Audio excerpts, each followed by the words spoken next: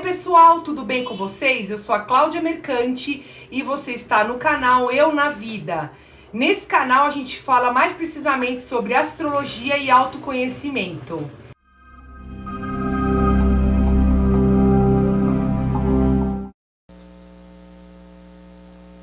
Então vamos lá. Quando a gente está falando de casas angulares com os signos cardeais, a gente vai entender que seria uma cruz, né? Como se fosse uma cruz, né? Que é a nossa base, né? Uma das casas mais importantes, né? Que temos, porque é o eu, os outros, o fundo, né? A família, a base, né? Do emocional, que está lá arraigado lá no fundo, e aonde você está na sociedade, como tudo aparece ali, né? Com os outros, com carreira, profissão. Não o trabalho de rotina. O trabalho da rotina é uma casa 6. Mas a casa 10 é uma casa que você ascende, né? Que você está lá no topo, que você chegou lá, que é onde a sociedade te vê ali, que é é onde você executa, né? Onde você está, a sua posição social, digamos assim. Então, quando a gente está falando dessas casas, elas já fazem quadratura entre si, naturalmente, né? Então, aqui já faz uma quadratura automaticamente e uma oposição automaticamente. Então, quando a gente tem essa, por exemplo, essa oposição, né, de uma casa com a outra, isso eu não estou falando nem do signo, né, mas só para você entender, a casa traz muito. A casa seria. Como que eu posso dizer? Seria o palco ali, né? Que é o cenário todo ali, né? E aí seria como se for o planeta que tiver ali vai ser o ator, como que ele vai desenvolver no palco, né? Então a gente entende dessa forma. Então é como se eu tivesse um conflito do eu, por exemplo, né? Se eu tenho algum planeta, por exemplo, aqui, já vai ditar, né? Com a necessidade do outro. Então, a gente pode colocar que seria a nossa identidade, a nossa liberdade, né? Que vai ser sacrificada para um relacionamento, para o outro, né? Então, dessa forma, a gente entende que é a vontade versus o outro, versus as necessidades dos outros, né? Inclusive, a gente pode até perder, se é uma casa muito forte no mapa da pessoa, ela pode até perder sua identidade em prol do amor, ou em prol da parceria que ela exerce, porque seria como se fosse a casa 7, os acordos que a gente tem, né? Então, às vezes, você se sacrifica o seu pessoal em prol de uma parceria, de um casamento, de um acordo, de algo que se refere aos outros, né? E isso eu estou dizendo num conflito de uma casa 1 com a casa 7, né? Então, a gente tem também que considerar agora o outro eixo oposto, de uma casa 4 para uma casa 10, né? Por exemplo, uma casa 4, quando a gente tem é como se considerasse teoricamente, que falam que é um contato que quem manda na casa teoricamente do fundo do céu, dizem, alguns astrólogos consideram que é o pai, e o oposto, a casa 10 é a mãe, mas isso vai depender de como é a análise do mapa, né? Porque às vezes a pessoa ela é criada pela mãe, né? Então, às vezes criado pela avó. Então, depende muito da tônica da casa ali, que aí tem que analisar outros aspectos, né?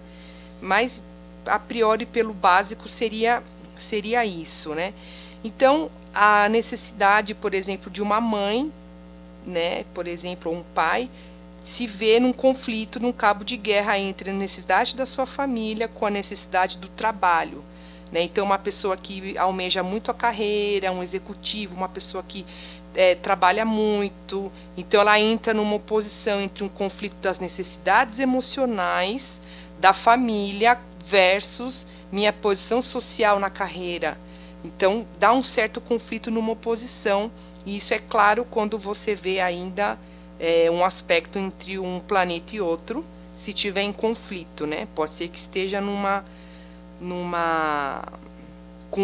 ajuda com outros planetas, mas automaticamente já é uma oposição natural, né? Como eu já disse, eu estou falando só das oposições das casas, não vamos falar dos aspectos.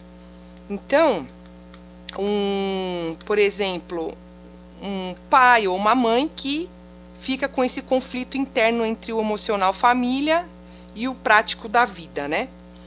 Quando a gente tem, por exemplo, uma quadratura, né? Então vamos colocar aqui uma quadratura da casa 1 para a casa 4, né? Pode ser que tenha algum conflito lá na família, alguma coisa que você foi... É como se você não conseguisse expressar o seu emocional para a vida, para fora. É como se você tivesse sido abafado, né? Então, por exemplo, um entusiasmo, algo que fala, fica quieto, para. É como se a pessoa tivesse muito sendo... Como que eu posso dizer a palavra, né? É como se as suas emoções, as suas coisas fossem um pouco reprimidas, né? E, como eu já falei, pode ser relacionado ao pai, porque a casa 4, teoricamente, seria o pai, mas dependendo, pode ser a mãe. Mas, de qualquer forma, do lado familiar, algo que foi contido, por exemplo, algum ente querido, uma pessoa que você até teve que, por exemplo, que ficar cuidando de uma pessoa da sua família, você queria brincar, você queria gritar, você queria correr, e você foi meio que abafado para falar, fica quieto, faz isso, faz aquilo, né? Um pouco de oprimido ali, né? No sentido emocional, né? Alguma coisa que foi inibida, porque estamos falando de um emocional pro lado da vida, que é o eu, né? E aí, quando a gente vê uma quadratura, por exemplo, de uma casa 4, né? Se a gente vê, por exemplo, de uma casa 4 por uma casa 7, esse emocional aqui que você traz, que você foi oprimido, que você foi abafado, né? Talvez até pelo pai ou dependendo de alguém da sua família que você foi cuidado na infância. E isso vai te trazer um espelho de como que você vai se relacionar com a sua casa 7, né? Com o seu parceiro, né? Então, na sociedade, no casamento, enfim. Então, os padrões mal resolvidos relacionados ao pai pode obscurecer uma habilidade de ver claramente outras pessoas, né? Você pode ter algum conflito referente a algum temor, algum medo, em estabelecer um lar, um parceiro, devido ao seu emocional ter sido muito frágil na infância, né? Então, você teve um emocional abafado, fraco até, digamos assim, que você não tem como você seguir em frente aí com as parcerias, com o casamento, com um certo temor, né? É como se você ficasse dentro, o seu emocional ficasse dentro de uma concha. Quando a gente coloca, por exemplo, uma quadratura de uma casa 7 para uma casa 10, automaticamente o seu problema vai estar num relacionamento, né? Então a gente vai estar com um conflito entre um relacionamento com os outros. No caso, você pode estar em conflito com o seu status no mundo, né? Como que você vai lidar com essa parte de carreira, com casa 10, né? Em conflito com as parcerias que você tenha, né? Então, por exemplo, até relacionamentos íntimos, às vezes a pessoa trabalha demais e acaba deixando o parceiro de lado, né? Pode ser mil formas, né? Ou você pode até se atrair por parceiros que te elevem numa posição social. É como se você fosse interesseiro e só se interessasse pessoas que podem te jogar para cima. Que é como se você fosse de uma casa 7 para uma casa 10, é como se você usasse uma escada para que você arrume parceiros, para que você se eleve socialmente, né? Então, isso também seria, por exemplo, aqui, pela tradição da astrologia, né? Isso depende da visão de cada astrólogo, estaria associado à mãe. Então é como se você tivesse que se associar com pessoas que realmente vai te levar para cima. Tipo assim, ó, eu só vou me relacionar com certo status aqui, porque estamos falando de casa 10 com casa 7. Casa 7 é parceiros, né? E pode ser de muitas outras formas, né? Conflitos entre contratos, entre parcerias, entre você e o seu sócio, por exemplo, você não concorda com determinada coisa, né? Por conta da sua posição, você não vai abrir mão de algo, você se posicionou de uma maneira mais... É como se fosse um conflito, né, entre o eu social ali da minha carreira com os meus contratos ou parceiros ou casamentos, enfim, relacionamentos em geral. E quando você tem, por exemplo, uma quadratura de uma casa 1 para a casa 10, se você tem algum conflito ali, você automaticamente tem que ter uma disciplina para desenvolver uma carreira, né? Então, às vezes você tem muita liberdade, espontaneidade, dependendo do planeta que tiver ali, né? Então você vai ter algumas restrições do que você é naturalmente e daquilo que a sociedade te impõe, né? Então, por exemplo, só um exemplo aqui, uma pessoa que ela quer ser artista, ela gosta, ela quer ser aquilo, mas a sociedade para ela mostra que não, que você tá um oposto a isso, fala, não, você não serve para ser ator.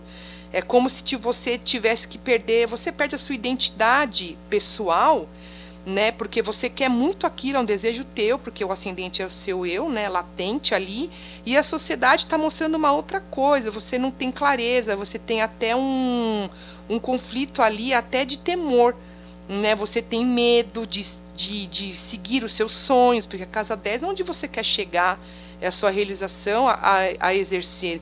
Então, poxa, a pessoa fica com medo, ela fala, não, eu não sou capaz. Eu não sou capaz de ser um ator, eu não sou capaz de chegar ali. É como se a sociedade te impusesse, né? É como se fosse uma barreira, da sua parte, inclusive. Porque como a gente está falando de eu não acredito em mim, que eu vou conseguir chegar lá, né? Então, geralmente é isso. Mas é só para ter uma ideia, olha como é muito amplo, né? Só apenas ali as casas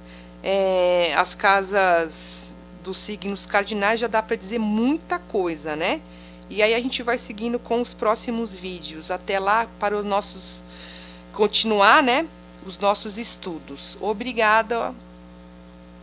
Tchau, tchau.